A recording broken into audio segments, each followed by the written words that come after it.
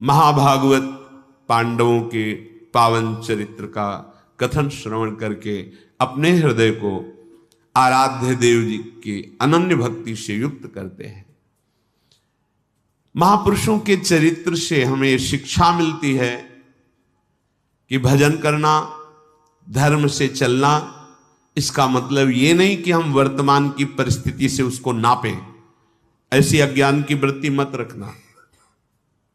हम आप कितना धर्म करते हैं, ये साक्षात धर्मराज के अवतार हैं महाराज युधिष्ठिर। महापुरुषों के चरित्रों से हमें बल मिलता है।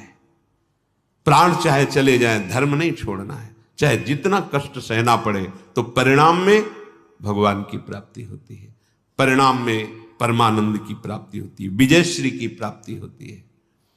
12 वर्ष का वनवास व्यतीत करके अज्ञातवास के लिए पीछे आप चरित्र सुन चुके हैं।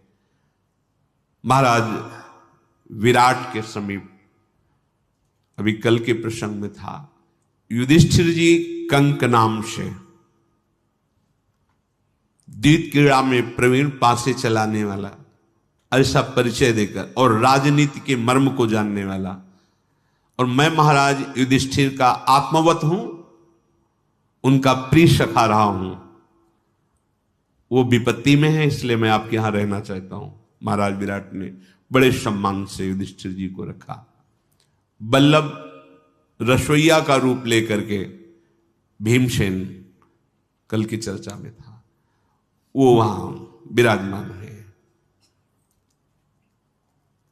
आगे द्रौपदी जी ने सैरंध्री दासी का रूप लेकर के महल के समीप, तो रानी सुदेशना जी ने उन्हें अपने दासी पद पे रखा, पर शर्त के साथ द्रौपदी रही, कभी हम तुम्हारे पैर नहीं धोएंगी, कभी हम जूठन नहीं पाएंगी, और कभी किसी पुरुष की सेवा के लिए मुझे आदेश मत करना, क्योंकि मैं बता चुकी हूं कि मेरे 5 पति जो गंधर्व हैं, उनकी दृष्टि हर समय हमारे ऊपर रहती है। अगर किसी ने तनिक भी मेरे पातिव्रत धर्म की विरोधी वृत्ति प्रकट की तो मारा जाएगा, वो निश्चित मारा जाएगा। इसलिए ये शर्त स्वीकार हो तो मैं आपके यहां रहूं। उन्होंने स्वीकृति दे दी कि महल में आप पूरी सुरक्षित हैं।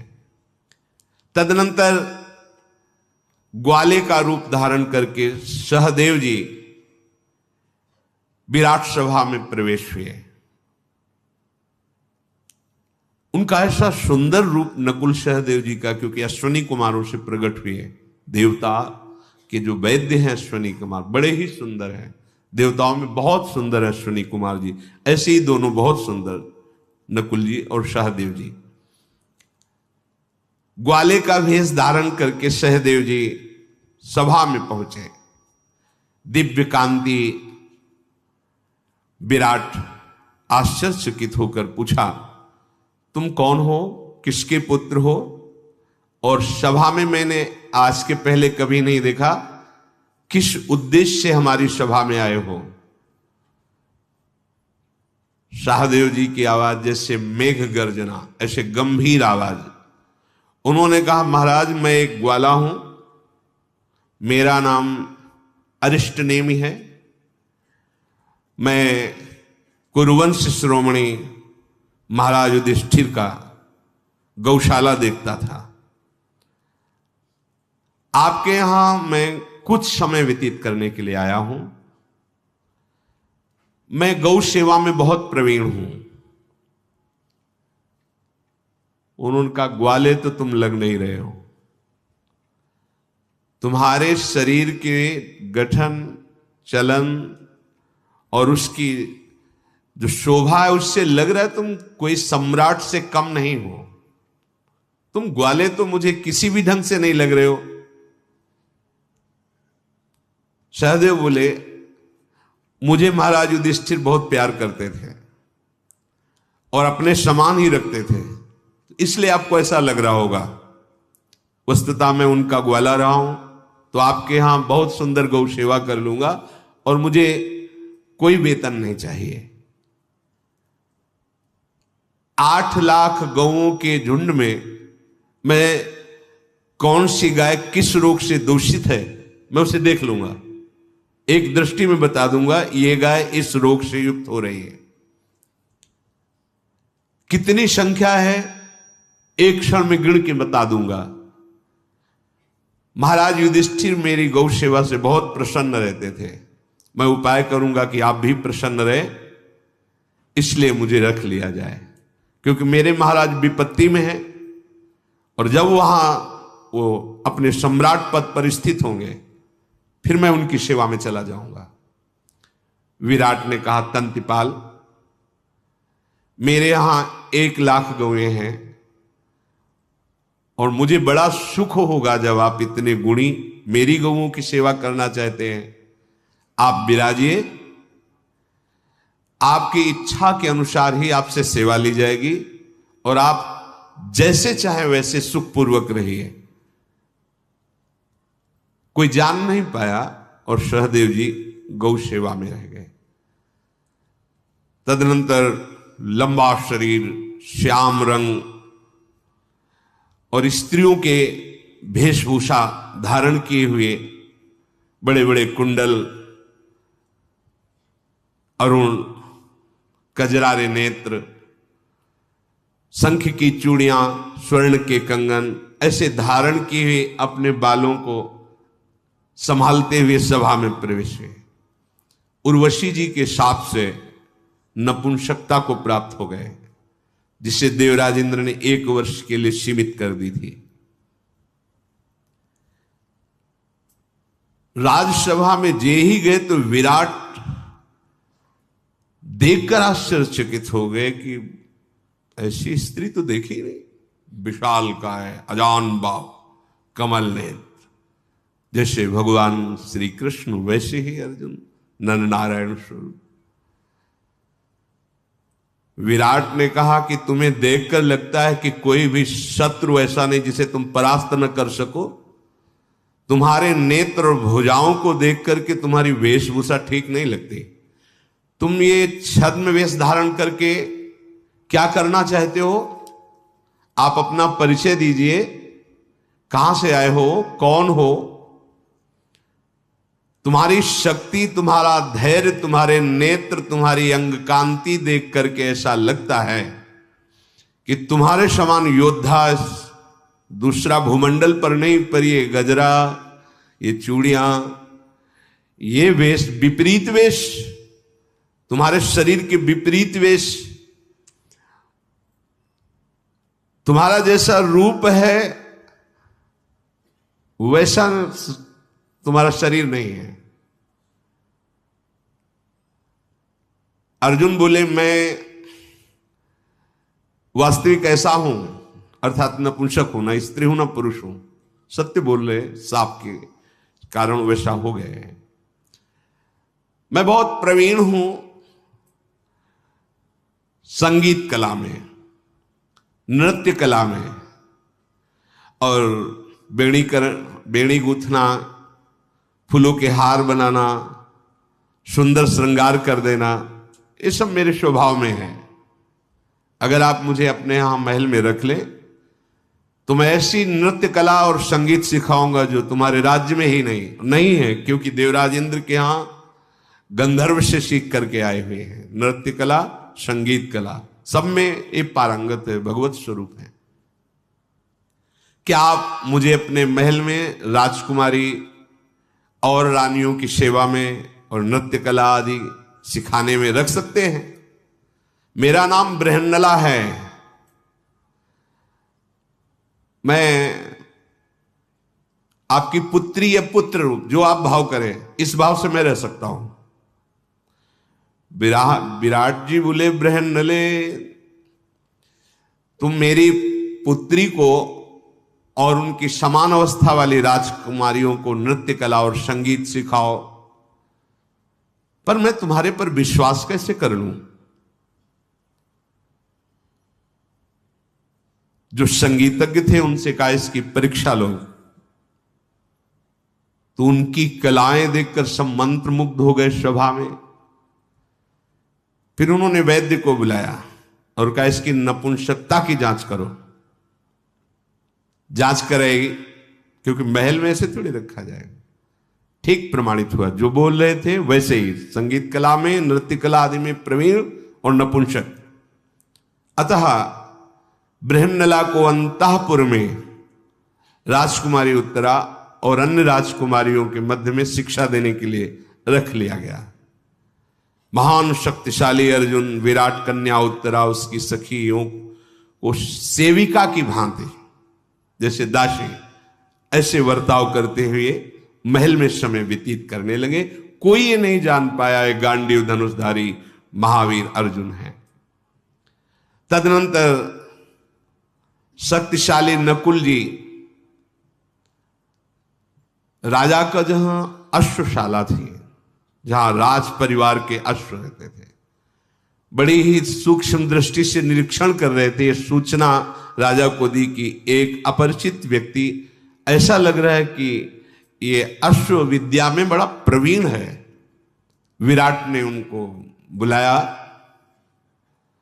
राजसेवक साथ लेके आए। विराट ने कहा, भद्र पुरुष, तो हमारे अश्वशाला में अश्वों का निरीक्षण कर रहे थे, क्या तुम जानते हो अश्व विद्या को?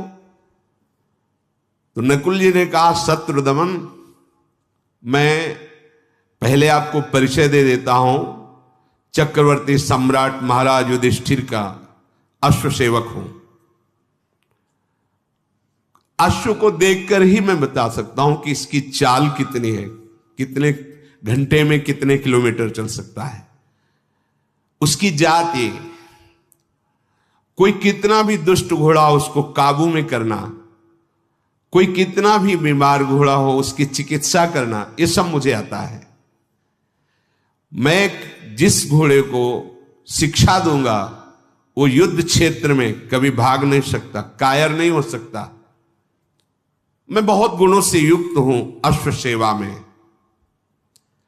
इतना तुम्हें विश्वास दिलाता हूं कि देवराज इंद्र का सारथी मातली, महाराज दशरथ के रथ चालक सुमंत्र, भगवान परशुराम के सारथी सुमह, उसी प्रकार मैं सारथी के भी रहस्य को जानता हूं। मैं आपका उत्तम सारथी भी बन सकता हूं, आप मुझे रख लीजिए। आपके यहां जितने घोड़े होंगे वहां एक अश्वशाला में होते थे महाराज युधिष्ठिर के, लक्ष्य कोटि कोटि अश्वों की मैं सेवा करता था। विराट ने कहा, तुम्हारा नाम क्या है? तो उनका, मेरा नाम ग्रंथिक है, ग्रंथिक। जब आप महाराज युधिष्ठिर के यहां रहे तो फिर मेरा कोई प्रश्न ही नहीं बनता, आप आराम से रहिए और जितने भी सारथी और अश्व सेवक हों सब आपके अधीन रहेंगे। अब पांचों पांडव और द्रौपदी जी विराट के यहां समय व्यतीत कर रहे हैं, बड़ा कष्टमय समय। जिनका दर्शन मोग है, जिनका स्मरण पाप नाशक है, पांडव भगवान की प्रिय महाभागवत जन है, उनको ऐसी दासत्व भरी सेवा करके समय व्यतीत करना पड़ रहा है। पांडव लोग विराट के नगर में बड़ी सावधानी से विराट को प्रसन्न करते हुए अज्ञातवास के दिन पूरे कर रहे हैं। राजसभा में बैठ करके राजा को बातों के द्वारा, राजनीति धर्म के द्वारा, पासों के द्वारा सुख पहुंचाते हुए अपने अधीन किए हुए हैं कंक रूप से महाराज युधिष्ठिर। कहीं दुर्योधन के गुप्तचर पहचान न ले, वो विराट नगर में भी घूमते हैं, सब छुप करके ऐसे रह रहे कि बस समय व्यतीत हो जाए। 4 महीने व्यतीत हुए अज्ञातवास के। तो ब्रह्म पूजन का महोत्सव रखा जाता था विराट नगर में, जिसमें दंगल होता था, बड़े बड़े पहलवान आते थे, जहां लाखों लोग उस दंगल को देखने के लिए एकत्रित होते थे। विशालकाय महान बलशाली मल्ल, ये सब एकत्रित होकर गर्जना करते, आपस में युद्ध करते, ऐसा महोत्सव मनाया जाता था। उनमें से एक जीमूत नाम का मल्ल था जो पहली बार आया हुआ था। महाराज विराट भी उच्च आसन पर बैठे हुए थे सब। उसने पूरी सभा को ऐलान कर दिया, कोई भी लड़ सकता है। पूरे राज दरबार को। कोई भी पहलवान की हिम्मत ही नहीं हुई कि उससे जाकर के लड़े। अब अखाड़े पे वो गरज रहा था, बार बार विराट की तरफ ताल ठोक रहा था। सब हिम्मत हार करके देखने की भी ताकत नहीं रहे। तो विराट को बहुत अपमान महसूस हुआ, कोई नहीं लड़ने वाला। विराट ने कहा हमारा रसोइया है, बुला के लाओ उसे। वो कह रहा था कि जो सिंह बस में ना हो, जो सांड बस में ना हो, जो शत्रु बस में ना हो, 3 बातें कही थी। तो आप मुझे बुला लेना। तुरंत सूचना पहुंची कि महाराज विराट दंगल में आपका स्मरण कर रहे, आपको उपस्थित होना है। डर गए भीम कि अगर इतना बड़ा पहलवान मारा गया तो कहीं अनुमान न लगा लिया जाए कि भीमसेन के सिवा दूसरा कौन मार सकता है। फिर 12 वर्ष का वनवास, 1 वर्ष का अज्ञातवास भोगना पड़ेगा। अब राजा आज्ञा टाल नहीं सकते, पूरे शरीर में रज लगाई। पहुंचे वहां, पर जैसे सिंह कैसे भी चले तो पता ही चल जाता है। उनकी चाल की धमक ऐसी थी, कंपायवान हो गए। क्योंकि पवन पुत्र जैसे हनुमान जी तो पवन पुत्र भीम महाबली हैं। दूसरी बात, महापुरुषों का आशीर्वाद है इनके ऊपर। ये जितना चाहे बल का प्रयोग कर सकते हैं, जितना चाहे, जैसा संकल्प करें। जैसे श्री हनुमान जी महाराज मसक समान रूप कप और कनक भूधराकार शरीरा, उन्हीं के तो भाई हैं, पवन पुत्र हैं, महाबली हैं। जे ही दंगल पे अखाड़े पे गए तो तालियां बज गई, हर्ष का संचार हो गया। वस्त्र केवल एक चद्दर डालते थे, नीचे से चद्दर, दास भाव से रह रहे रसोई में, फेंक दी चद्दर। वो विशाल का शरीर कि एक बार जीमूत को भी लगा मानो असुर श्रेष्ठ वृत्तासुर पधारे हो, भयान का। अब तो ताल ठोक करके भीम खड़े हो, कौन था ललकार रहा? विराट ने कहा ये हमारा रसोइया, लड़ो इससे। जीमूत पहलवान ऐसे लड़ा जैसे गजराज टूट पड़े दूसरे गजराज पर। बाहुयुद्ध होने लगा। दोनों महान बलशाली थे।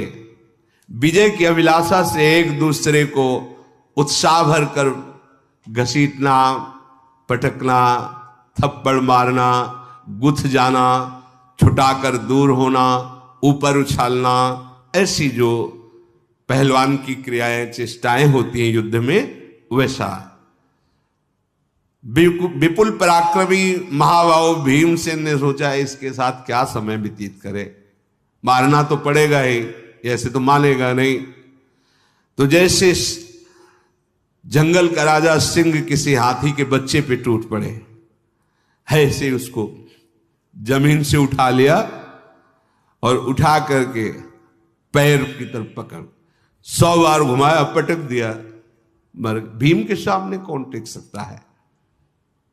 अब तो मत्स्य नरेश विराट खड़े हो गए, आए और गले से लगाया, तुमने हमारे सम्मान रख दिया, हमारे राज्य की शान हो तुम। बहुत सा धन न्यौछावर किया, पर वो घबरा रहे थे कि ये यश कहीं बाहर न चला जाए, किसी को सूचना न पहुंच जाए, नहीं तो फिर महाराज युधिष्ठिर को 12 वर्ष का वनवास सहना पड़ेगा।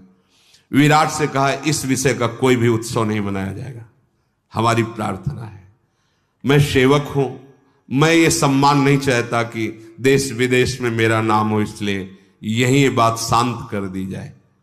विराट समझ ले, उनका अगर ऐसा आप वर चाहते हैं, मैं बहुत प्रसन्न हूं, ये वर चाहते तो ये बात नगर के बाहर नहीं जाएगी। पर वो समझ में नहीं आया कि ऐसा क्यों। उनका मैं दास हूं आपकी सेवा में, इसलिए मुझे सम्मान अच्छा नहीं लगता, आपने आज्ञा की तो ये युद्ध हो गया। आप इस बात की ख्याति रूप में नहीं कि विराट के यहां जीमूत को उनके रसोइये ने मारा, पकड़े जाएंगे हम। विराट को प्रसन्नता हुई कि एक महावीर रसोइया हमारे पास है जो हमारे देश में किसी भी तरह का संकट नहीं आने देगा।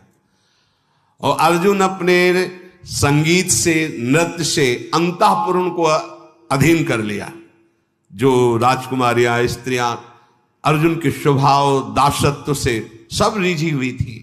मानो पूरे महल पर अर्जुन का अधिकार, राज्य पर भीम का अधिकार, सभा पर युधिष्ठिर का अनुकार। नकुल जी ऐसे वेगवान घोड़ों को सुशिक्षित किया कि देख देख कर विराट का मन प्रसन्न होता। महारथी पतियों के, ऐसे जिनके पति हैं महारथी, उन द्रौपदी को दास्ता करनी पड़ रही थी। बड़ा कष्ट सह करके अपने अपने कार्यों को संभालते हुए विराट को प्रसन्न कर रहे थे। देखो धर्मात्मा पुरुष को कितना भी कष्ट सहना पड़े वो अपने धर्म का त्याग नहीं करते। महारथी पांडव विराट के नगर में धीरे धीरे समय व्यतीत किया। यज्ञसेन कुमारी द्रौपदी पर पांचों पांडव दृष्टि रखते थे। वो सेवा करती थी, महल में रहती, पर सूचना रोज की रोज पहुंचनी चाहिए, कोई ऐसा असभ्य बर्ताव तो नहीं हो रहा है। धीरे धीरे वो वर्ष पूरा होने में कुछ ही दिन रह गए थे, तो विराट का साला, पत्नी का भाई, वहां का सेनापति कीचक, मानो विराट नाम मात्र के राजा, राजा तो वही है, पूरी सेना उसके अधीन है। उसकी बहन विराट की पत्नी है। एक दिन वो स्वाभाविक अपनी बहन से मिलने के लिए महल में गया। उसकी दृष्टि पड़ी द्रौपदी पर। द्रौपदी को देखा, मुंह उसका खुला का खुला रह गया। इतना सुंदर रूप और दासी। सेनापति, महाबलशाली, 10,000 हाथियों का बल रखने वाला कीचक बहन से हंसता हुआ कहा कि ये कहां पा गई तुम सुदेशणे, ऐसी सुंदरी दासी कहां मिली तुम्हें? मेरी बिना आज्ञा के विराट नगर में कोई आ नहीं सकता है। कब आई और कैसे महल में? कौन है ये? दासी तो हो नहीं सकती। एक दृष्टि में इसने मेरे चित्त को चुरा लिया है, ये दासी नहीं हो सकती। आश्चर्य की बात, ये एक दर्शन में मुझे अधीन कर लिया, ये दासी नहीं हो सकती। कौन है? देखते हुए कहा, ये तो मेरी रानी बनने की लायक है। अगर ये चाहे तो मैं पूरा जो राजभवन, राजसुख सब इसके चरणों में न्यौछावर कर दूं। ये कौन है? सहम गई, क्योंकि पता था इसी के शासन से पूरा राज्य चलता है। और वो उतना उद्दंड स्वभाव का था कि बहन जानती थी कि जरा इसकी खिलाफत की तो महाराज विराट का भी वध कर देगा। ऐसा कुछ नहीं बोली, केवल पसीना पसीना हो गया कि ये तो बहुत गलत हो रहा है, कि अगर इसकी दृष्टि कुदृष्टि पड़ गई तो अब हम शरणागत की रक्षा नहीं कर पाएंगे, क्योंकि मेरे पास यही बल था और यही शांत खड़े, मानो मौन स्वीकृति दे रहे हैं कि आप बात कर सकते हो। अगर उत्तर ना दिया जाए तो उसे स्वीकृति कहा जाता है। मौनम स्वीकार लक्षणम। कुछ नहीं बोली, नजदीक गया, मानो कोई सियार सिंहनी को साधारण समझकर नजदीक जा रहा हो। एक दासी, तू किसकी कन्या है? बहुत सुंदरी है। विराट नगर में कब आई? मुझे तो पता ही नहीं चला कि तू महल में रह रही है। दिव्य कांति, सुकुमारता, निर्मलता, सुंदरता, ये तो मेरे चित्त को चुरा लिया। तुम्हारी जैसी तो मेरी रानी होनी चाहिए, यहां दासी नहीं। मृदु मुस्कान वाली, अगर तुम्हें ऐसा भय हो कि तुम रानी बनोगी तो हमारी और रानियां जो हैं वो तुम्हारे साथ डाह करेंगी। बिल्कुल नहीं, मैं अभी उनको सबको देश निकाल दूंगा। केवल तुम मेरी रानी बन जाओ, मैं उनको देश से निकाल दूंगा। या तुम कहो तो उनको दासी बनाकर तुम्हारी रख दूंगा, या तुम्हें मेरी बहन की दास्ता करने की अब जरूरत नहीं। द्रौपदी जी ने कहा, माननीय, छी छी, तुम कैसी बात करते हो? मैं तो दासी हूं, तुम्हारे योग्य कदापि नहीं। शैलेंद्री की तरफ ऐसी दृष्टि रखना आप जैसों को शोभा नहीं देता। मैं तो वैसे ही भाग्य की मारी हुई हूं और फिर मेरी तरफ आप ऐसी कुदृष्टि कर रहे हैं। मैं एक तुच्छ सेविका हूं, आपको ऐसी दृष्टि नहीं रखनी चाहिए। सुनो, धर्म कहता है कि गृहस्थ में जो पत्नी पाणी ग्रहण करके स्वीकार की गई, उसके अलावा किसी की तरफ भी काम दृष्टि करना वो पाप में लिप्त बना देना, नरक, अपयश, दुख, इसकी निश्चित प्राप्ति होती है। इसलिए आप जैसों को ऐसा भाव शोभा नहीं देता। सभी गृहस्थों को अपनी ही पत्नी से भाव रखना चाहिए काम का। इसलिए मेरी प्रेरणा है, तुम धर्म के भागी बनो। ये पर स्त्री के प्रति ऐसा भाव रखने वाला दोष स्वीकार मत करो। सबसे बड़ी बात यह है कि तुम अभी जानते नहीं हो कि मैं कौन हूं। मैं इतना केवल तुम्हें बता देती हूं कि हूं तो दासी ही, पर ऐसे गंधर्वों की कि एक बार तुम्हारी दृष्टि अगर हमारे ऊपर दूषित पड़ी तो जिंदा रहना मुश्किल हो जाएगा। 5 गंधर्व हर समय हमारे ऊपर दृष्टि रखते हैं और वो मेरे पति हैं, मैं उनकी पतिव्रता नारी हूं। झूठे विषयों में आसक्त होकर अपना नाश मत कर। धर्म का आश्रय ले, नहीं तो मृत्यु का आश्रय लेना पड़ेगा। द्रौपदी ने बहुत समझाने की चेष्टा की, पर वो बलाभिमानी, काम से मोहित हुआ कीचक दुर्बुद्धि को प्राप्त हो गया।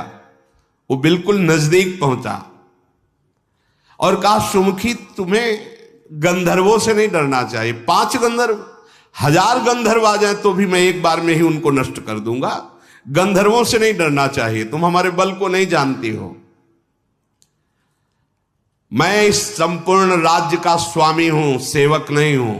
विराट केवल देखने मात्र के राजा है, मेरे बल से वो राजा है। मेरा ही पराक्रम, मेरा ही आदेश यहां कार्य करता है। तुम रूप, यौवन, सौभाग्य से युक्त हो, तुम्हारे संपूर्ण मनोरथ पूर्ण करने में मैं समर्थ हूं। इसलिए अन्य बात सब भूल जाओ, गंधर्वों का भय भी भूल जाओ और मेरी रानी बनो। ये दासीपना तुम्हारे पे अच्छा नहीं लगता। कीचक की ऐसी बात सुनकर द्रौपदी ने कहा कि मैं तुम्हें समझा रही हूं, तुम्हारी समझ में नहीं आ रहा। तुम आज तक ऐसे संकट में नहीं फंसे होगे जैसे फंसने जा रहे हो। मेरी प्रार्थना मान लो। मैं फिर भी कह रहे हूं, वो ऐसे भयंकर गंधर्व है कि तुम टिक नहीं पाओगे, मारे जाओगे। तुम्हारी सामर्थ्य क्या है? त्रिभुवन में बड़े बड़े लोकपालों की सामर्थ्य नहीं है कि मेरी तरफ को दृष्टि से देख ले। इसलिए मैं तुम्हें समझा रही हूं, पाप बुद्धि का त्याग करो और अपने को सर्वनाश से बचा लो। यदि कुदृष्टि डाल दी तो तू पाताल में घुस जा, आकाश में उड़ जा, समुद्र में समा जा, कहीं भी चला जा, मेरे पति तुझे जीवित नहीं छोड़ेंगे, इतना तू समझ ले।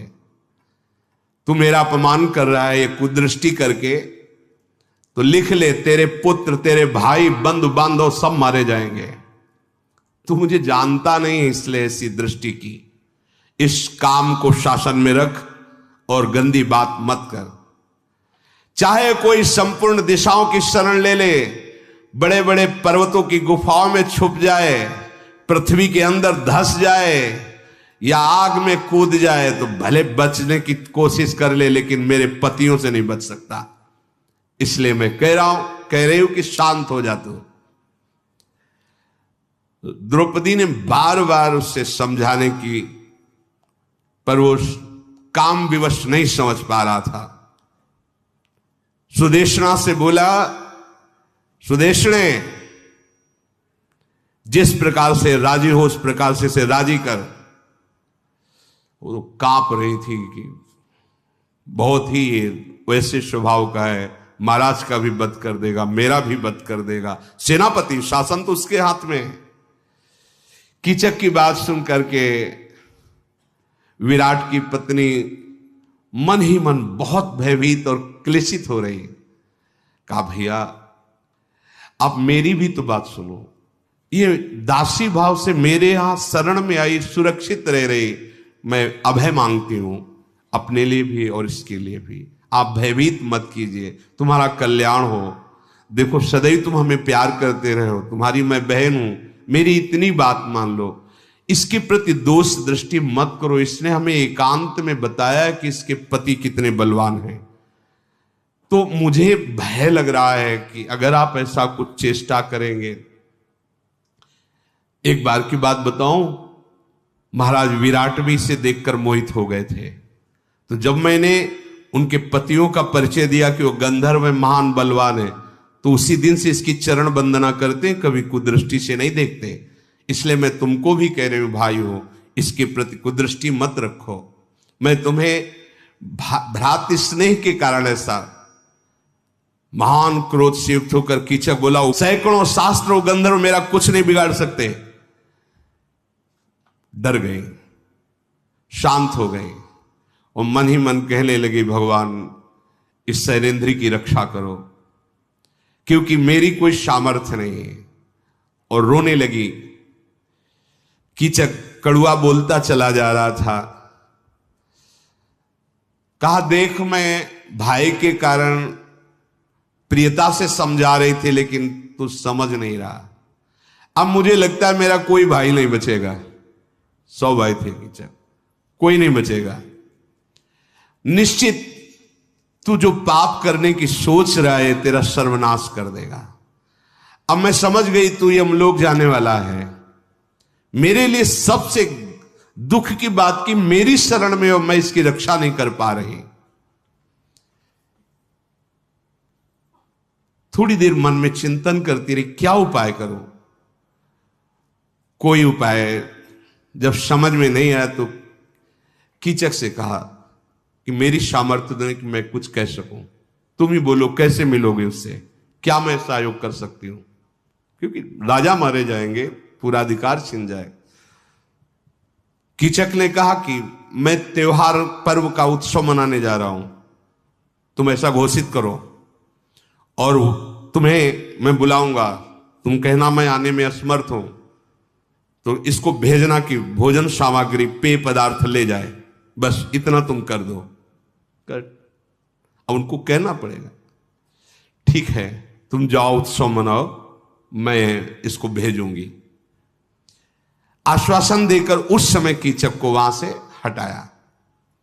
अब वो तो बावरा केवल एक ही बात, तुरंत जाके उत्सव का अनुष्ठान शुरू किया। बड़े बड़े सुंदर भोज्य पेय पदार्थ बनाए और आया, कहा उत्सव में सम्मिलित हो चल करके। तो उनका मैं तो नहीं जा पाऊंगी, ये एकांत में बात की थी। अब ये द्रौपदी जी के सामने बात, मैं तो नहीं जा पाऊंगी, हां मैं अपनी दासी को भेज दूंगी, आप जाइए, हमारे लिए भोजन सामग्री दासी लेने आएगी। जब वो लंबी लंबी सांस लेते, क्योंकि जब वे अंदर से बुद्धि बिगड़ गई तो बिगड़ गई। अब वो जाकर के बैठे बस चिंतन कर रहा है कब द्रौपदी आवे। सुदेशना ने हाथ जोड़ा और कहा, यद्यपि मैं असमर्थ हूं, फिर भी हाथ जोड़ के कहती हूं कि आप चली जाओ और वहां से कुछ पेय पदार्थ और भोजन सामग्री ले आओ। उनका आपको पता है वो कैसी दृष्टि रखता है हमारे प्रति, फिर भी आप हमें जाने का आदेश कर रही हैं। मैं उसके घर नहीं जा सकती, आप जानती हैं वो निर्लज्ज है, पापी है। उसके महल में जाने का मतलब है स्वेच्छाचार, और इसका मतलब है विनाश। क्या आप विनाश चाहती हैं अपने राज्य का और अपने भाई का भी? मैंने प्रतिज्ञा दिलवाई थी आपसे कि किसी की जूठन नहीं खाऊंगी, किसी के पैर नहीं छूंगी, कोई हमारे पातिव्रत धर्म पर किसी भी तरह का, मैं वहां नहीं जाऊंगी। सुदेक्षणा ने कहा कि तुम्हें जाना ही पड़ेगा, अगर तुम नहीं जाओगी तो वो सब नष्ट कर देगा। अब द्रौपदी जी विचार में कि क्या करें, भाग सकती नहीं, अनुमति ले सकती नहीं पांडवों से कि सब अलग अलग हैं। स्वर्ण के पात्र लिए, कपड़े से ढके, सामग्री लाने के लिए उसके महल में प्रवेश। कीचक वहां इंतजार ही कर रहा था महल में प्रवेश होने के पहले सूर्य भगवान पर दृष्टि गई, प्रार्थना की, भगवान जब से मैं प्रकट हुई तब से आज तक देखा, मैंने मन से भी किसी को गलत दृष्टि से नहीं देखा। प्रभु मैं इसके घर जा रहे हूं, मुझे बचाना, बहुत बलवान है, मेरे पातिव्रत धर्म की रक्षा करना। भगवान सूर्य ने एक बलवान राक्षस को अव्यक्त रूप से द्रौपदी के साथ कर दिया। ये द्रौपदी को भी पता नहीं, कीचक को भी पता नहीं। द्रौपदी आगे बढ़ी, बहुत भयभीत है। कीचक आसन पे बैठा देख ही रहा था दरवाजे के, आनंद में उठकर खड़ा हो गया, बहुत प्रसन्न मुद्रा में, काओ सुंदरी तुम्हारा स्वागत है, आज मेरे जीवन का सबसे बड़ा मंगलमय दिन है कि तुम हमारी सेवा में उपस्थित हुई हो। मैं, मेरी रानियां सब तुम्हारी दासियां हैं, आज्ञा करो क्या तुम्हारी सेवा में उपस्थित करें, स्वर्ण के हार, विभिन्न विभिन्न रत्न, जो आप आदेश करें, मैं तुम्हारे हाथ बिक चुका हूं। द्रौपदी बोली, दुर्बुद्धे, छूने का साहस मत करना, बहुत तिरस्कार कर चुका मेरी ये दुर्अवस्था है, धर्म मर्यादा का उल्लंघन मत कर। सुदेशना ने भोजन और पेय पदार्थ लेने के लिए भेजा है, वो केवल दे दे और शीघ्र मुझे यहां से वापस जाने दे। कीचक ने दौड़ करके पकड़ना चाहा, द्रौपदी पीछे हटकर बोले, ऐ पापी, स्पर्श भी मत कर लेना, अभिमानवश छू भी मत लेना, बार बार समझा रहे हूं कि तू समझ जा, मेरे पति तेरा सर्वनाश कर देंगे और तुझे एक साथ नहीं मारेंगे, घसीट घसीट के तड़पा तड़पा के मारेंगे अगर स्पर्श कर लिया।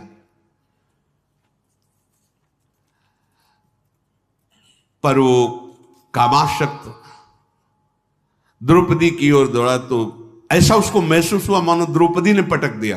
वो अव्यक्त राक्षस उपस्थित, वो जले समले समले द्रौपदी जी भगे। कीचक पीछे से दौड़ा द्रौपदी जी को पकड़ने के लिए। वो द्रौपदी जी भयभीत, और कहां द्रौपदी, कहां सेनापति विराट का कीचक बलवान, दौड़ करके सभा में आए कि शायद सभा में कोई हमारी रक्षा कर ले। जो ही सभा में आई, कीचक पीछे से आ रहा था, जैसे को सभा में कुछ बोल पाती तले को उसने एक लात मारा, द्रौपदी मुंह भरा गिरी। तले को अव्यक्त राक्षस उसने प्रहार किया तो वो मूर्छित होकर के सभा में गिर पड़ा। उस समय संयोगवशात महाराज युधिष्ठिर के समीप ही भीम भी जो रसोईया के रूप में थे बैठे हुए थे। द्रौपदी को गिरने से, लात लगने से थोड़ा रक्त भी आ गया था। भीमसेन की आंखें चढ़ गई, शरीर फूलने लगा, क्रोधावेश में दांत पीसने लगे। विराट की हिम्मत भी नहीं थी कि कुछ बोल सके, कीचक को कुछ बोल सके, विराट की हिम्मत नहीं थी। विराट तो बस देखते रह गए। जितने भी वहां आसनों पे बैठे सब देखते, किसी की हिम्मत नहीं कीचक के विरोध में बोल सके। द्रौपदी ने युधिष्ठिर जी की तरफ देखा,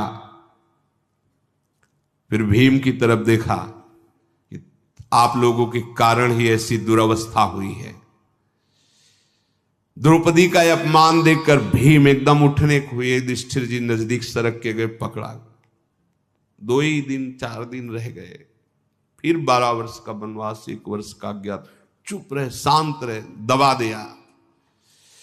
वो दांत पीसते हुए एक बड़ा वृक्ष खड़ा था, उसकी तरफ देख रहे थे भीम ऐसे। बस एक क्षण लगेगा, इसको एक ही बार में उखाड़ के इसके ऊपर पटक देंगे, मर जाएगा। पसीना पोछा भीम ने युधिष्ठिर की तरफ, मानो इशारे से कह रहे अब मैं नहीं सह सकता। युधिष्ठिर ने कहा, ए रसोइये, क्यों वृक्ष की तरफ ताक रहा है? क्या लकड़ी चाहिए तुझे? इतना तो समझ, जिस वृक्ष की छाया में रहा जाता है उसकी डाल की बात क्या, एक पत्ते को भी नुकसान नहीं पहुंचाया जाता। समझ रहा है? अगर तुझे लकड़ी चाहिए तो किसी और वृक्ष पर नजर डाल, हम इस वृक्ष की छाया में हैं। इशारे से समझा दिया कि तुझे समझना चाहिए, अगर तुझे लकड़ी चाहिए तो जिस वृक्ष की छाया में रहा जाता है उसकी शाखा की बात क्या, ये शाखा है कीचक, उसके पत्ते को भी कष्ट नहीं पहुंचाया जाता, क्योंकि ये मुझे शरण दिए हैं। इशारे से समझा दिया, शांत हो जा, तुझे लकड़ी चाहिए तो बाहर से ला, यहां से नहीं। अर्थात युद्ध का अवसर बाहर मिलेगा, यहां तुम सहना पड़ेगा। भीम इतनी जोर से दांत पीसे के ओठ की रक्त आ गया ओठ में, क्रोध को, अरे उनके सामने ऐसा।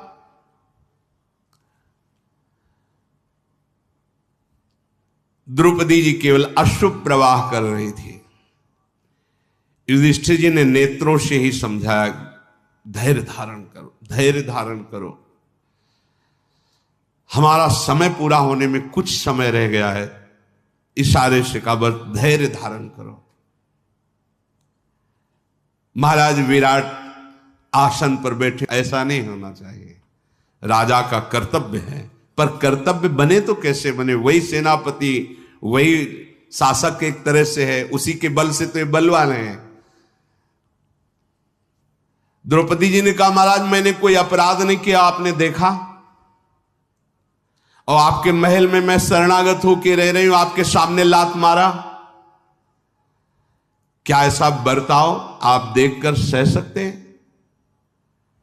पिता जैसे अपने पुत्रों का पालन करता है, ऐसे राजा अपनी प्रजा का पालन करती हो। मैं तो आपकी शरण में आई हूं। अधर्म युक्त शासन करने वाला दुरात्मा राजा नाश को प्राप्त हो जाता है, इसलिए मैं देख रही हूं, लात मारा, गिरी, और आप बोल नहीं पा रहे, फिर भी मैं कह रही हूं कि मेरी रक्षा कर लीजिए इस पापी कीचक से। ये कीचक असहाय जानकर मार रहा है, पर महाराज आपको पता नहीं, मैं कोई अबला नारी नहीं हूं, असहाय नहीं हूं, बस आपको इतना बता दे रही हूं कि आप समझ लीजिए। भूमिपाल, हम लोगों ने ना करने योग्य कार्य कभी नहीं किया, और करने योग्य कर्तव्य को कभी छोड़ा नहीं, बस आपको इशारे से इतना समझा रही हूं। राजन, आप अपने कर्तव्य का ध्यान रखकर मेरी रक्षा कर लीजिए, बचा लीजिए। ये स्वेच्छाचारी कीचक कहीं ऐसा ना हो कि आपके सर्वनाश का कारण बन जाए। ये मोहपूर्वक जो अपने कर्तव्य कर्म का त्याग कर देता है उसे दुष्कर्म कहते हैं, और ऐसा दुष्कर्म मृत्यु के बाद नरक की प्राप्ति कराता है। राजकुमारी द्रौपदी विलाप कर रही सभा में, महाराज युधिष्ठिर शांत भाव से बैठे। आगे की चर्चा से श्री राधा वल्लभ लाल की।